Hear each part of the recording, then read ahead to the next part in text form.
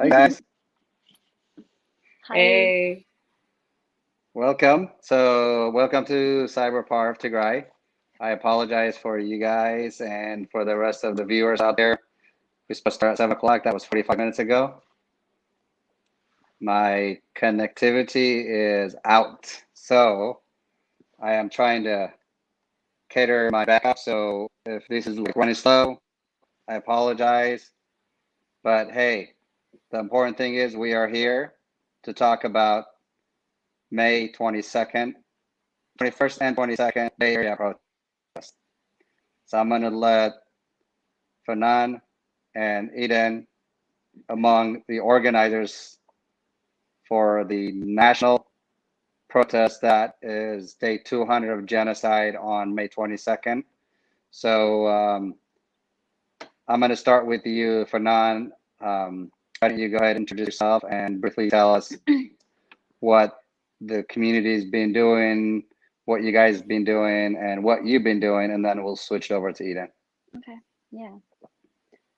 Hi, I'm Fanon. I'm a part of the Bay Area Makata organizers for we organize a lot of the protests and vigils and everything that goes on over here, main events, and um we are a part of a collective of people that are organizing the national protest right now for the 200-day mark of the Tigray genocide that is taking place. 200 day, that's a big number. And we've been trying to organize as much as we can. Going to we're going to we I've been personally a part of the outreach team. So I've been a lot of connecting with other people as well, and it's been going well. Yeah.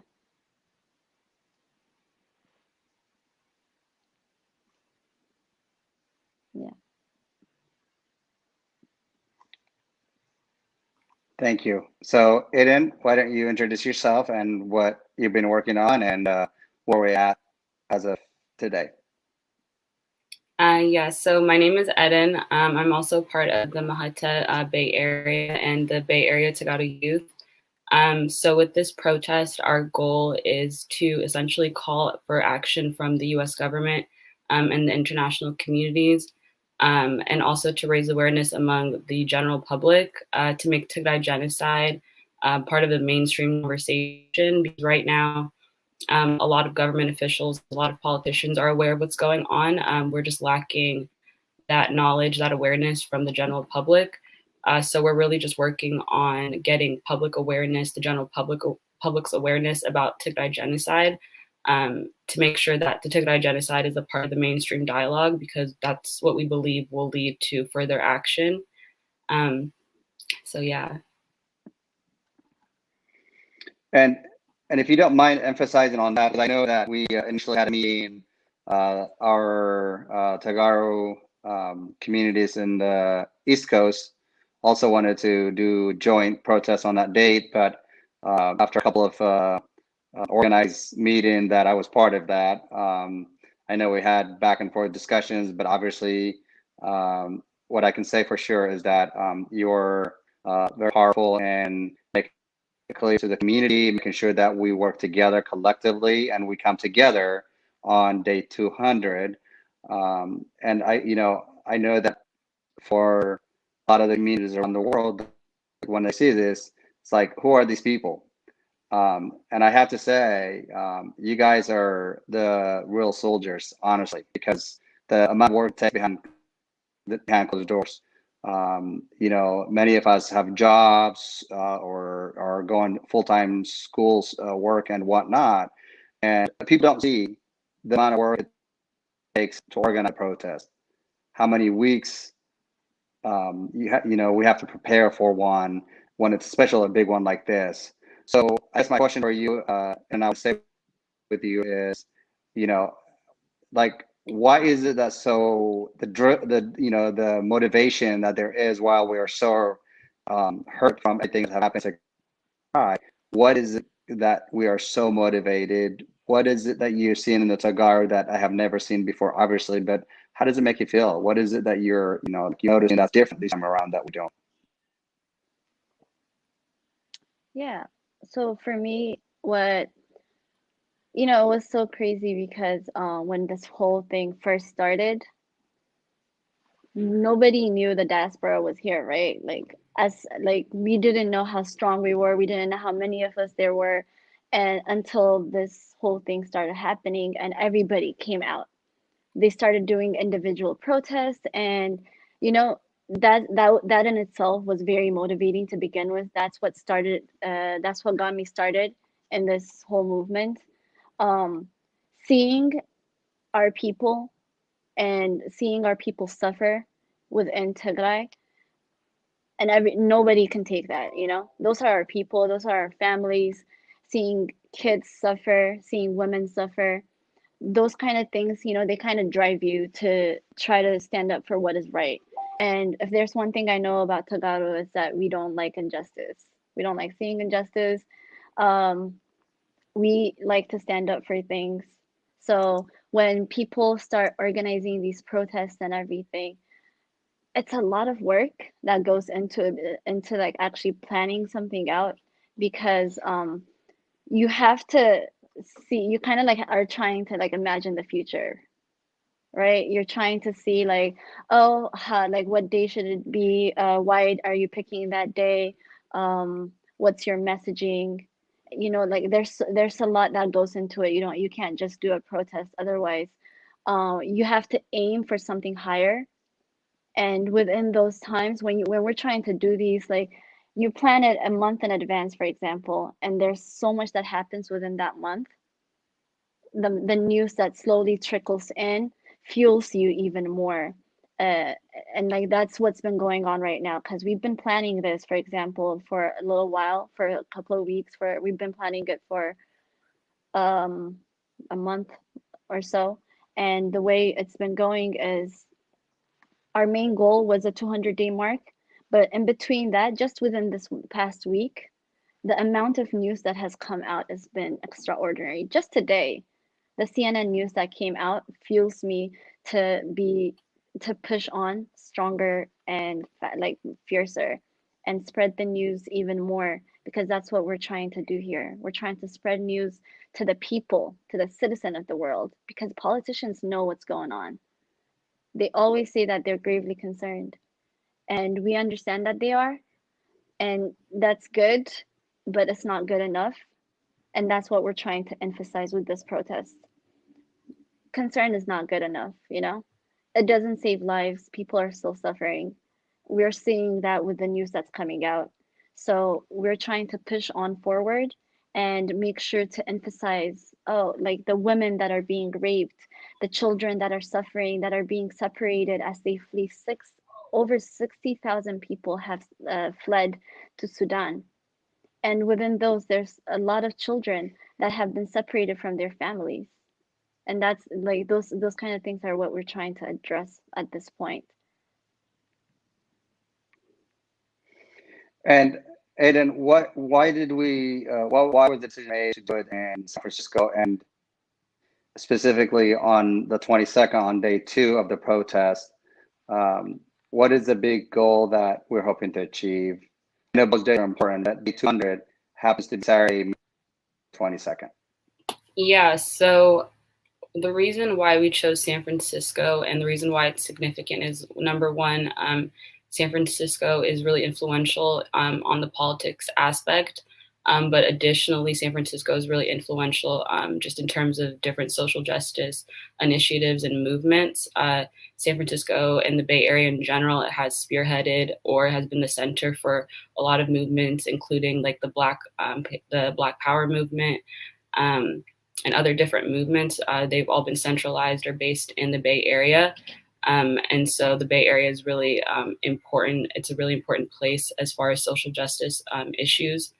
And as far as the 200th day mark, we're going to be going on the Golden Gate Bridge on the pedestrian side. The Golden Gate Bridge is also a really monumental and historic place. So being in that area on the 200th day, which is a really big marking point with in the Tigray genocide that surpasses the Rwandan genocide.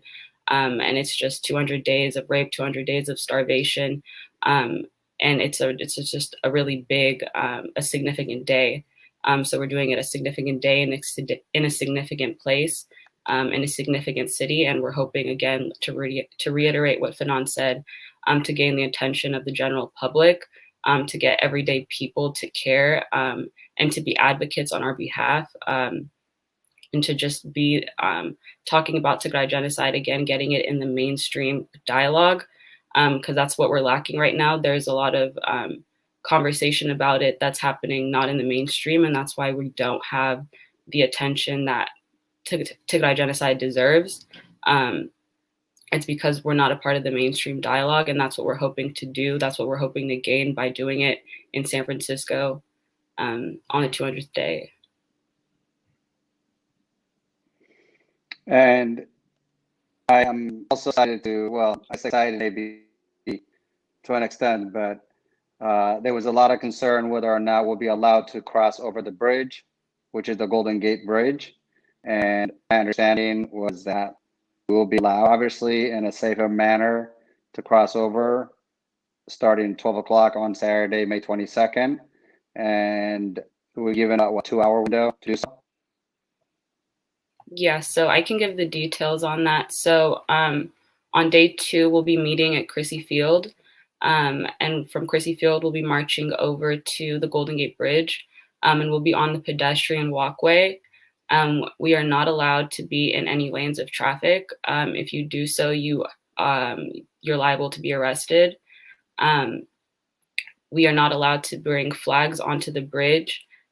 We strongly advise that no one bring a flag onto the bridge. You are allowed to wear a flag as a cape, but because there's a chance that people can take their flags off and wave them around for safety reasons, it blowing away, it getting stuck on somebody's windshield, we're not allowed to have flags on the bridge. So I just need to emphasize and let everyone know that on day 2, we strongly discourage flags. We will be having a lot of posters, banners, and different signs, but we're not allowed to have flags on the Golden Gate Bridge. So we just want to inform you guys, and we hope that you guys respect those rules. Okay. So when we say we not allowed to have flags, Central already reached out, and I've been trying to clarify. So they can't wave it, but it doesn't mean they can't have it in their personal.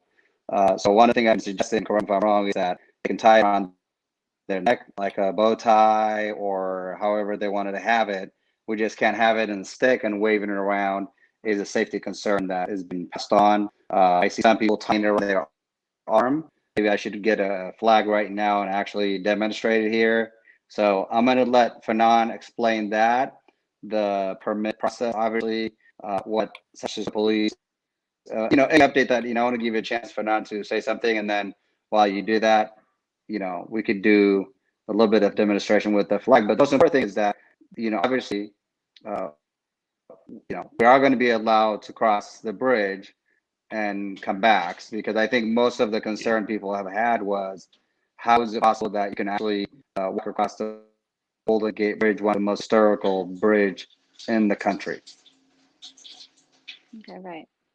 For that, we have a lot of our organizers that have worked hard in communicating with the people that are in control of the bridge, and they're the ones that gave us the permit. It took a long time, which is why it was a lot of our flyer had no location and no real information aside from where it's gonna be. It was a lot of discussion that had to happen, and once they gave us the permit, they had told us that we're only allowed on the sidewalk, and we're allowed to have. So we had asked the question about the flags, the same questions that everybody else is having, and for that they had said that it was okay to have it around your neck. A lot of people, for me, for example, whenever I go protesting, I usually have a megaphone in my hand, so it gets hard to hold a pole too. with a flag, especially because, you know, at a certain point it kind of gets tiring to hold it. So what I do is I put my flag around my neck and I kind of like just tie it. Um, so it turns into like a cape. For me, it feels like kind of Tigray is protecting me. That's kind of how I've been seeing it this whole time. Um, but a lot of people I've seen have worn it around like around their head or around their hands, like you have said, Mike. And I've seen people wear it in different ways, you know, like a shirret and everything as well. When it gets cold, I kind of put it around myself too. It's actually really warm. Um, so there's different ways that you could still like incorporate it into your apparel and make sure that you're still seen, the flag is still seen. And honestly, this also gives us the opportunity to show our signs and like emphasize what the signs actually are saying, because a lot of the times the flags are waving and the flags take up most of the attention more than what the words on on the signs are trying to emphasize. And that's a lot of mass rapes, gang rapes that are happening. That's what we're trying to write on there. We're trying to write on there that we need UN-led investigations. We're trying to emphasize that, you know, Abiy Ahmed and Isaias Afwerki need to go to the ICC. Like, you know, there's weaponization of rape, there's weaponization of hunger. There's a lot of hospitals that are being destroyed and looted, as well as religious sites. And those are the things that we're trying to emphasize, and the signs are being masked by the flags. But this gives us an opportunity to emphasize the signs. People are going to be able to see it a little bit more clear, and that's going to be a very good thing for us as well, is what I believe. And aside from that, like Aiden had said, it's just going to be us walking on the sidewalk. We're going to be going, and we're also coming back on the other side. So it's going to be a two-way trip. Um, and throughout the whole thing, we're going to be having our whole signs up. We're going to have our flags around us, and we're still going to be noticeable and very like we're going to have a strong presence because, like you have said, not a lot of people go on the Golden Gate Bridge to protest. It's a national, it's a California treasure, but it's a national treasure as well, and that is why we had chosen this specific location. Um, One is that we're very like it's very important for us to do it on the bridge for me because one, yes, like we are Black people within the American system, so that like we're a minority, and also we're immigrants at that, so we're an even more minority within that group. And even within minority groups, we're a minority within Ethiopia, so not a lot of people even know what Tigray is. And we're trying to put ourselves on a map so that people can understand that there's something wrong in the world. If you're so that they can see what's going on, that there is a genocide taking place, you know? Like people get scared when they hear the word genocide, but they don't necessarily like understand the depth or like the the seriousness of it. So that's what we're trying to teach the community as well, the community of the Bay Area. And you know, I was in a Zoom meeting, emergency Zoom meeting right for the show. We just got a message from back home that the few hospitals that have been providing a little bit of shelter to those who are critically ill in some of the villages throughout Tigray are just recently been looted and completely destroyed by the Eritrean military. And CNN just a couple of days ago also released a hidden video they did, the food blockage from Mekelle to Aksum. It took CNN 3 days to enter to Aksum a number of times. I don't know if you guys saw the video. There's not 2.5 minute video CNN just released yesterday. It's a gut wrenching to see how many Eritrean troops are still roaming around Aksum and between Aksum and Adwa throughout the roadways to make sure that people throughout Tigray are completely cut off from the world, which is the main purpose of this protest, obviously. But that's the the sense that I have is like it's been 6 months.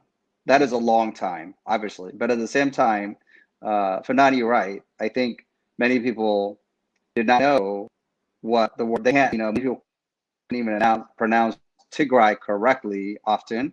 But now we've shown the flag, we've shown the name, and you mentioned earlier, politicians. We went to D.C., we went to New York.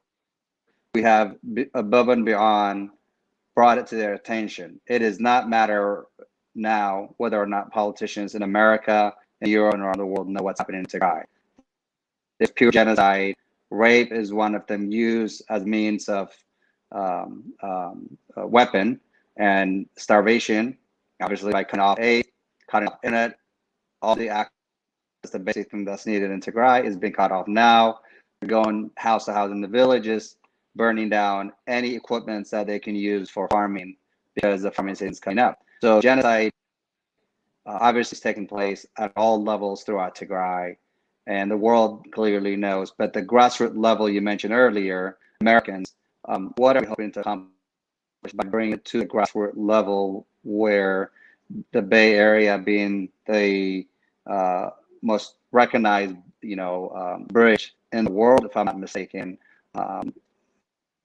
Just kind of talk about that. Obviously, what it means for grassroots level into bring them in and to pressure and push more Americans to help us, I guess, get our points across to our elected officials, because we've done ourselves, and we kind of non-say we are the minority of the minority, whether it be in Ethiopia or here, and it's frustrating. We're working very hard, but frustrating when we see our results.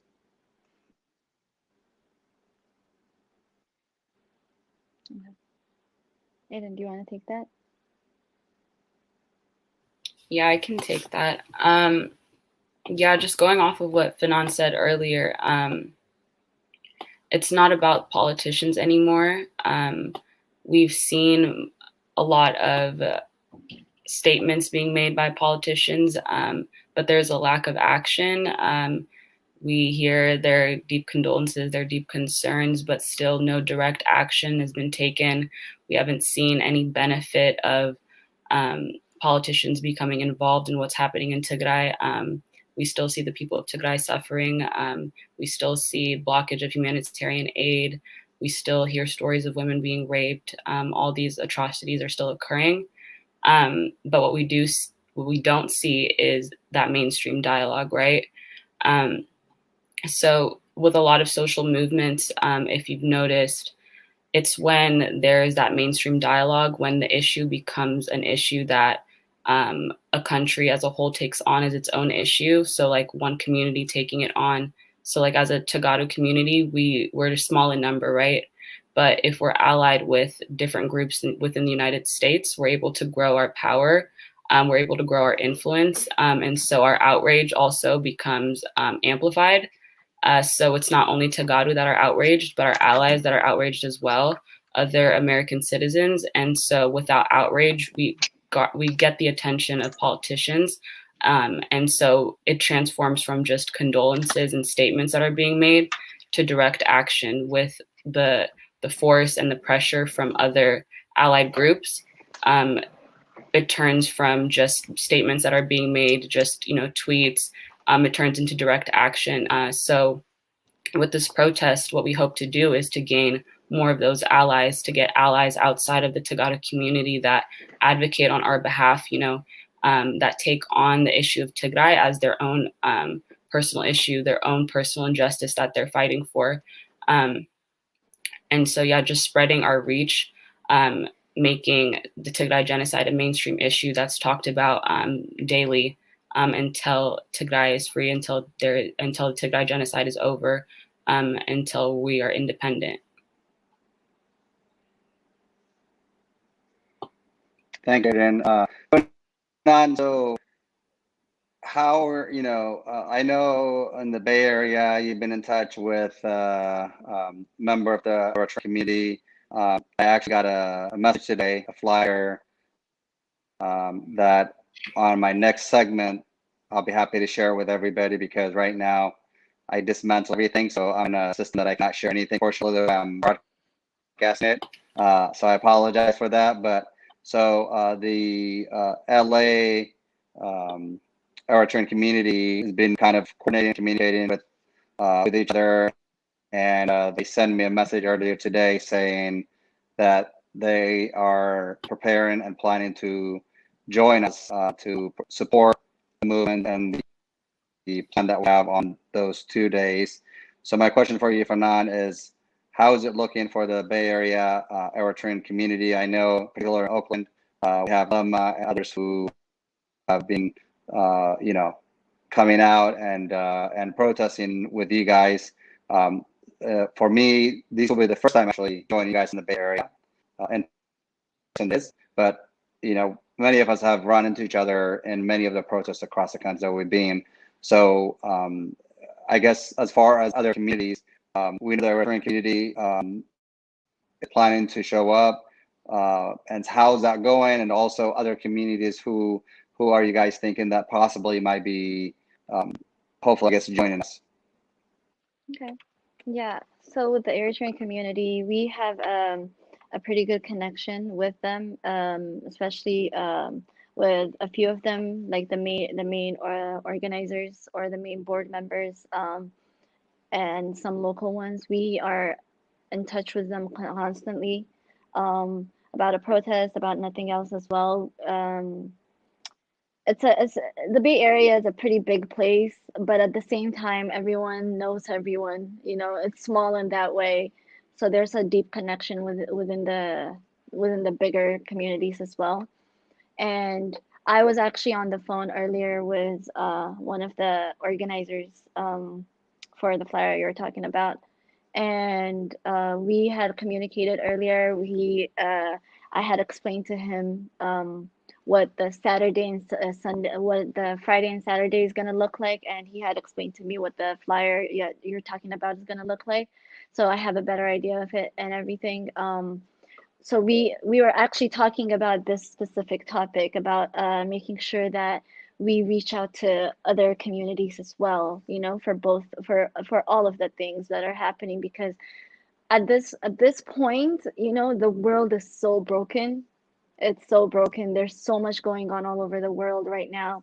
Um, you know, it's it's just about Eid, and the Palestinians are suffering right now, suffering, and they're going out on their protests, right, like, all over the country, which is really amazing to see as well.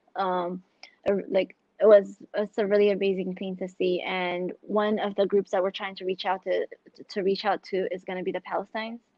um, we, like, when I had talked to my Eritrean Connect, was a very important conversation. We actually had a long conversation about connecting with other communities, because we need to understand each other's struggle in order to support one another. Because one thing about the Bay Area is that there's a lot of local communities that are from outside, like, a lot of immigrant communities within the area, and all of us stand for all of us are fighting for something that is important to our community itself, and we need to all connect with each other and support one another, because the one way you're going to get answer is when you're stronger in number, and when you're stronger in voices. When people outside of your community talk about your cause, that brings more answers.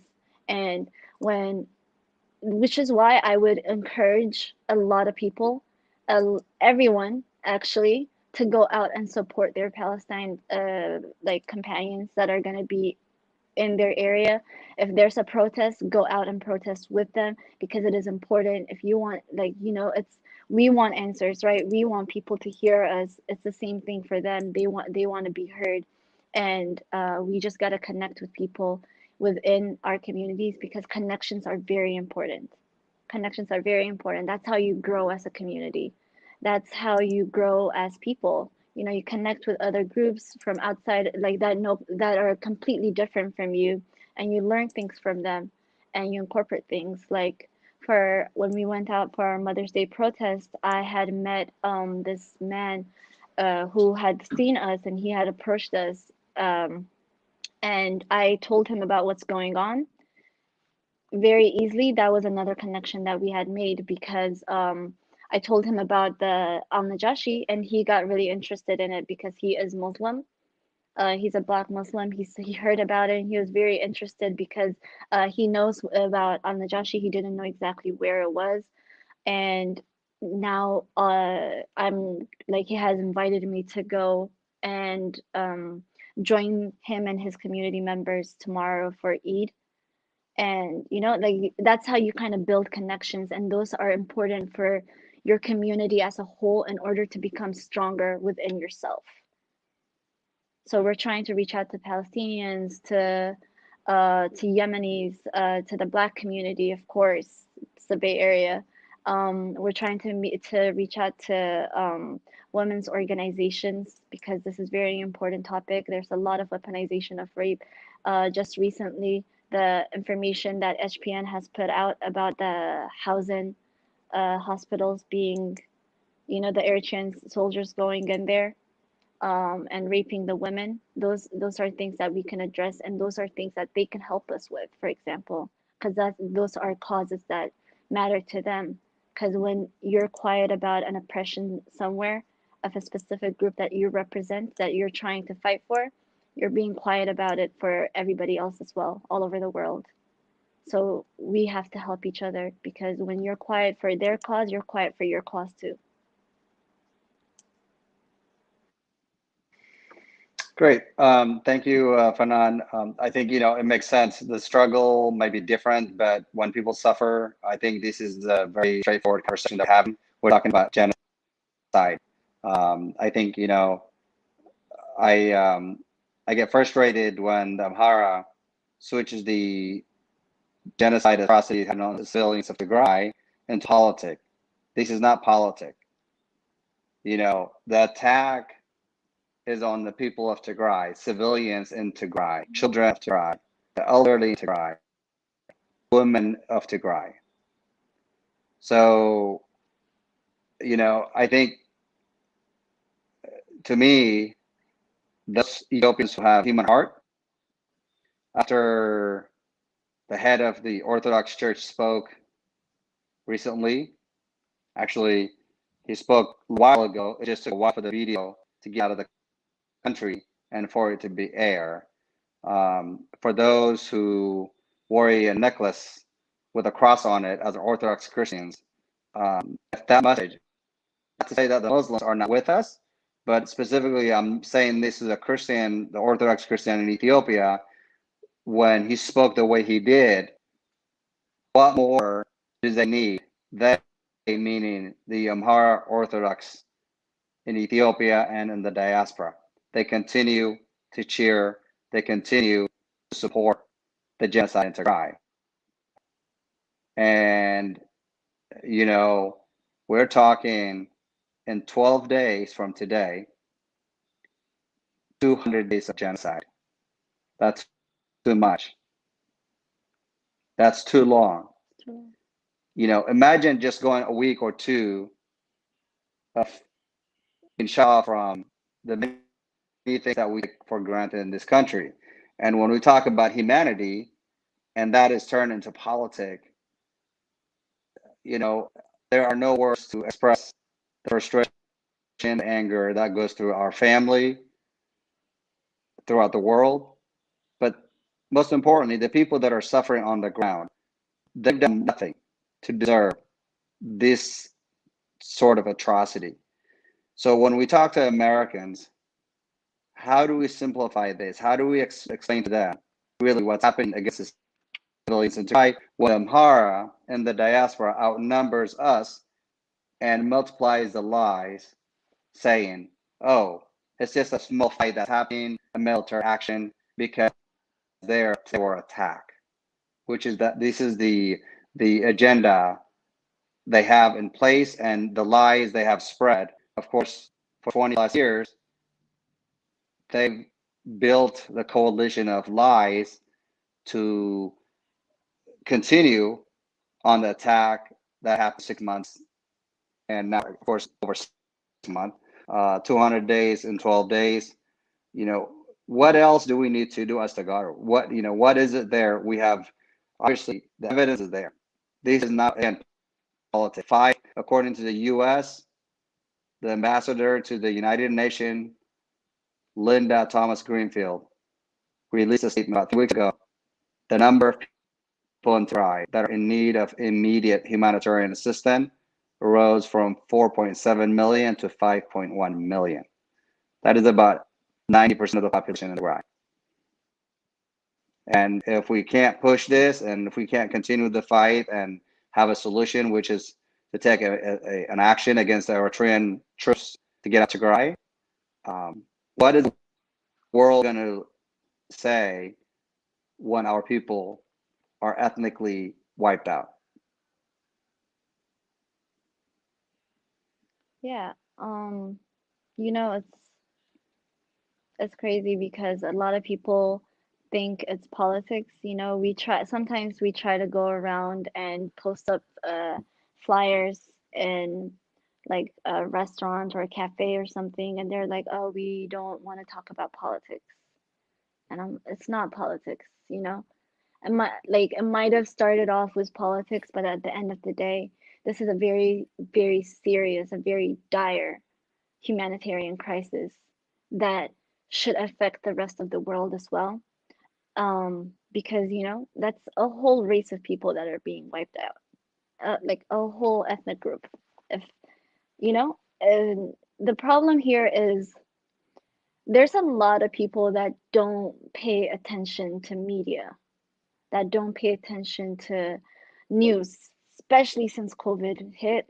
There's a lot of people that haven't been paying attention to that kind of stuff because it's too hard. There's a lot of bad things happening in the world, and there's a lot of people that don't want to hear it anymore. So they block it out. It's really it's really easy to make a problem somebody else's problem. That's not something I have to deal with. That's a lot of people do that, especially within America. That's a lot.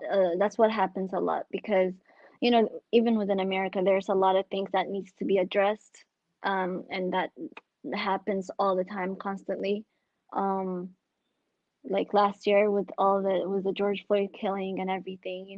At the end of the day, it took that one video to make people realize that topic that Black people have been screaming about for years, for decades. They've been saying the same thing for decades, but all of a sudden people kind of heard them now. And that's because it was in their face now. So I think the answer is we have to be in their face, not in terms of being on the news only, but also talking to people, which is where what I was emphasizing earlier about community, like reaching out to communities outside of yourself, or reaching out to people outside of yourself, or outside of like people that understand you. Like I understand what you're saying, but that's because we're facing the same problems. And if we're just talking to each other, it's an echo chamber. We're just talking to each other, you know? But like right now, what we have been like working towards specifically with this protest, for example, is the Bay Area is a community that wants to unite with other communities.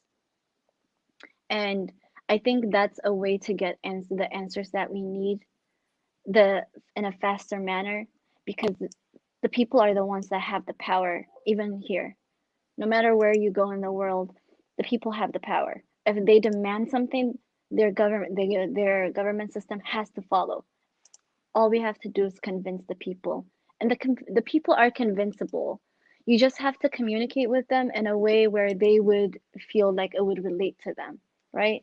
So when you're talking to women, like women organizations and everything, or like there's a lot of women-led movements that take place, for example, and within those you have to talk to them in a way where because this is a very systematic genocide as well, we're being hit in all angles, so we can relate to everybody, can relate to us. That's one of the I don't know if it's a blessing or a curse at this point. It's a terrible thing, but it's also what's gonna have people understand what we're talking about, because you can relate to them. You can have them understand this is what's happening. Our women are being raped, and like they're being like there are these news articles that you can verify with, and like this is what's happening. There's a weaponized rape, there's the gang rapes for 23 days, for a week they keep them. There's sex slavery that's taking place within Tigray.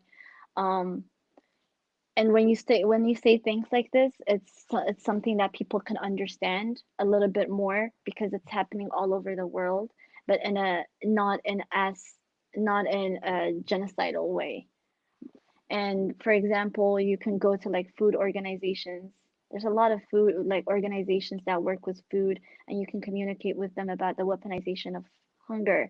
Or you can go with hospitals and talk to them about what's going on with the medicines and how it's been looted. And I think on a base by base level, you can communicate with people and make a bigger change than just talking to politicians, for example, because politicians always know what's going on. They always know what's going on before we know what's going on, you know? Sometimes it's kind of like scary. They have ears and eyes everywhere, which is why we need to have our own ears and eyes. And those are going to be our allies within our communities. So the best way to reach out to people is to be more personable and reach out to them individually. This is everyone's responsibility. This is not an organizer's responsibility. Everyone has a responsibility to talk to other people about what's going on. So that's the best way I can answer it personally. Great, thanks, Fanan. So, you didn't go ahead. I was going to say, I know that we're getting close to wrapping up the show, but I have a couple of questions for you, Eden. I know you've been waiting patiently to for the two of us to talk quite lengthy, so I appreciate you. But I do want you to kind of explain day one, what we're doing.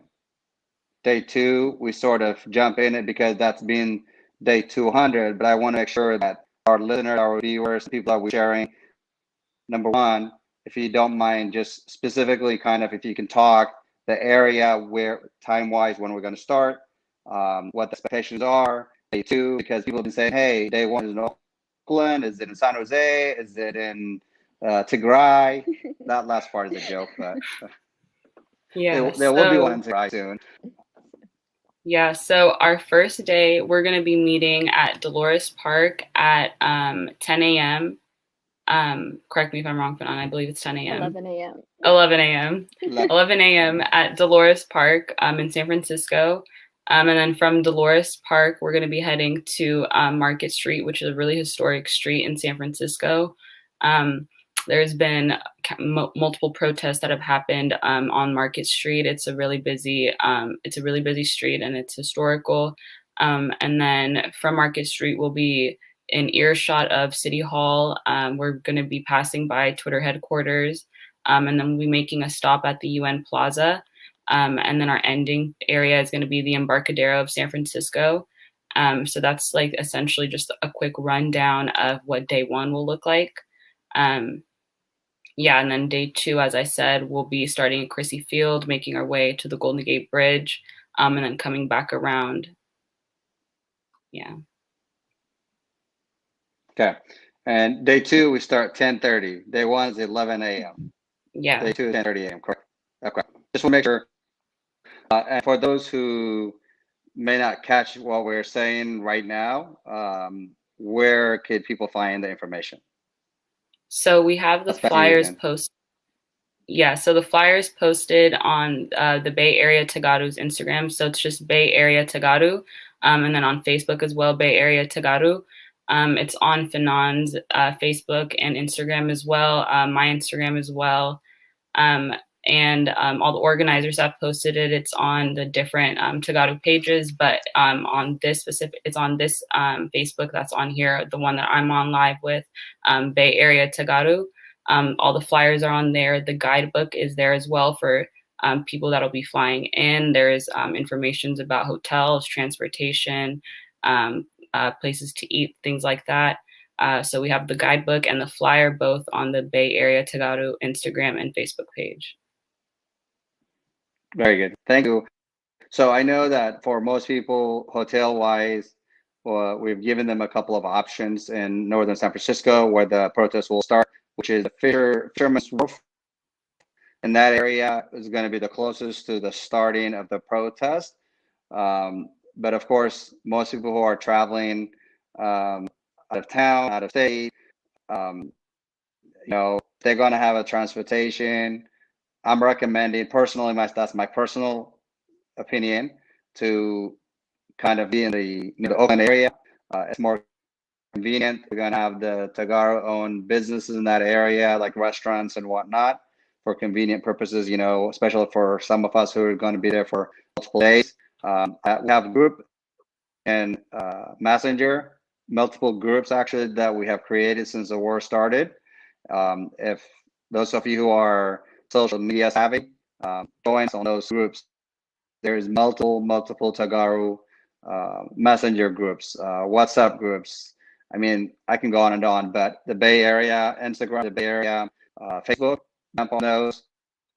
And we're going to air this again, probably another one by the end of this week. I'm hoping to bring you guys back in a better setting, better system that I'm working on right now this weekend. We'll talk more about that to update everybody, but we're also working on possibly having a helicopter flying overhead. You want to talk about that briefly, one of you guys?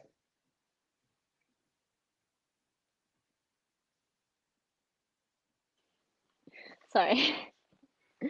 Well, yeah, so we are working on there's a group of people that are working on getting a chopper, a helicopter to fly overhead, and it's gonna have a banner that's gonna say hashtag, like 200 days of hashtag Tigray genocide.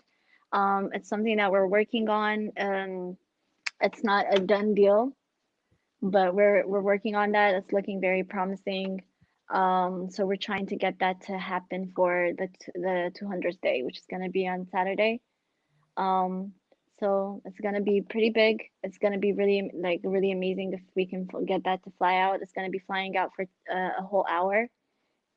So that's going to be really amazing if it happens, because go big or go home, right? There you go. And we will make it happen. For those of you who are listening, Fanan and Eden has been amazingly working very hard. When I say hard, I mean all out. What I appreciate about them and the 40 plus individuals that are making this event happen, they work tirelessly. When I join them in every Zoom meeting, I am yet to see disagreement. I am yet to see disputes, which is what makes me proud to be Tigray. So on day 200 that we're going to join on Saturday, the banner is going to say day 200 days of hashtag Tigray genocide. And that is going to be made out of banner. The chopper / helicopter also have a Tigray flag, and they're going to follow whatever the aviation, which is FAA guidelines is. If the Golden Gate Bridge has restriction, which I think it does in certain area, they probably won't fly over when we are over the bridge. But in the other areas, we're hoping for entire hour. So if you want to join us to stand for the injustice that's happening to our people in Tigray, genocide atrocity that's happening while the Amhara cheers on, while our people are murdered, this is it. We are working together. The reason I mentioned about 40 plus young people organizing this, I mean young. When I say young people, I mean it. Many of these young people either left Tigray when they were children or were born in the diaspora.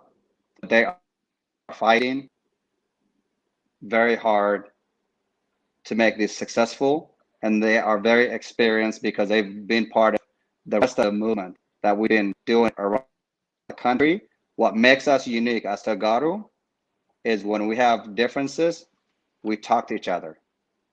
No matter how hard the conversation is, in the end, we come together. And for that, I am proud to be part of you guys. I'm looking forward to it. I'm going to let you guys have your final say. Fernand, if you want to go first, you're welcome to so. And then Eden, I'll let you close the segment. Okay. Yeah, so my final statement is gonna be please anyone who already has their ticket, that's great. If you don't, you should come through because this is gonna be a really amazing one because we're gonna be trying to talk to as many people as possible. We're gonna grab people's attentions. That is the plan. We're gonna start early by going around San Francisco and tagging the place. We're gonna be putting out posters all over the streets that we can reach out to.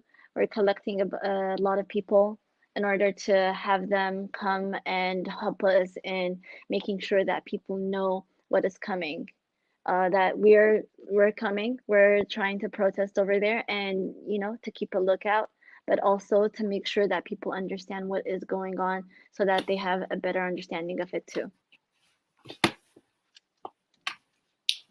Yeah, so just one thing I just want to add about the protest for day 1 and day 2. Parking in San Francisco is extremely, extremely limited.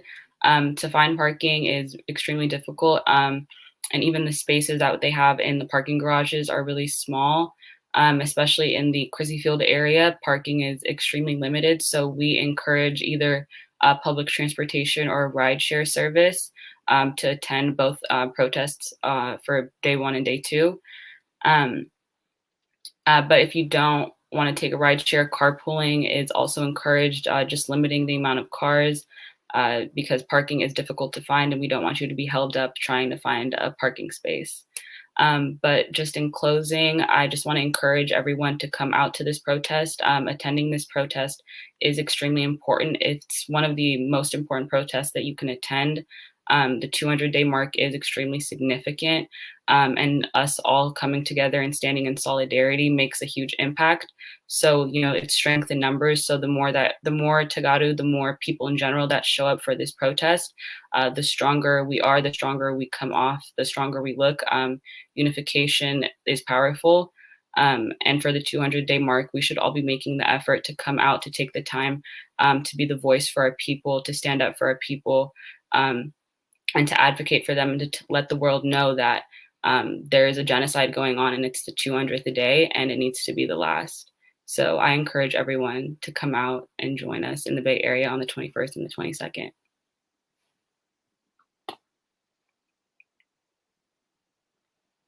Mike, you're muted.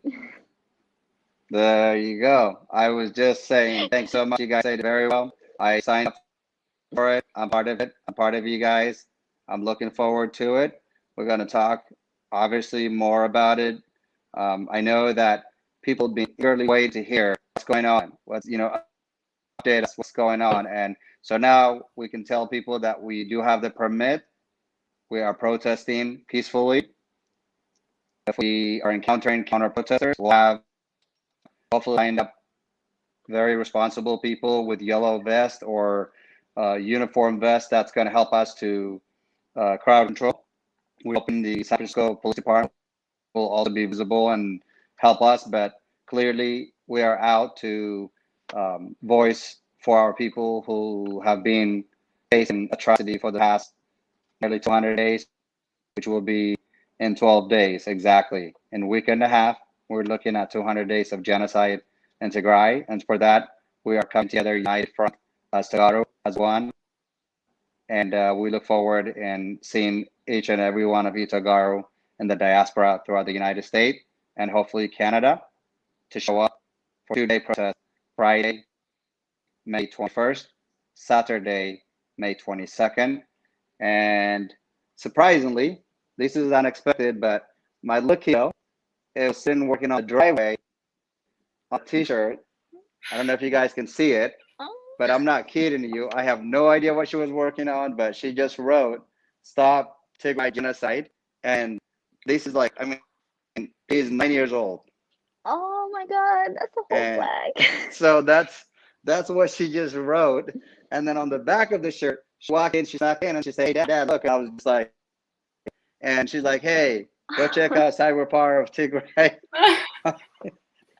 That's so cute. I would wear that shirt.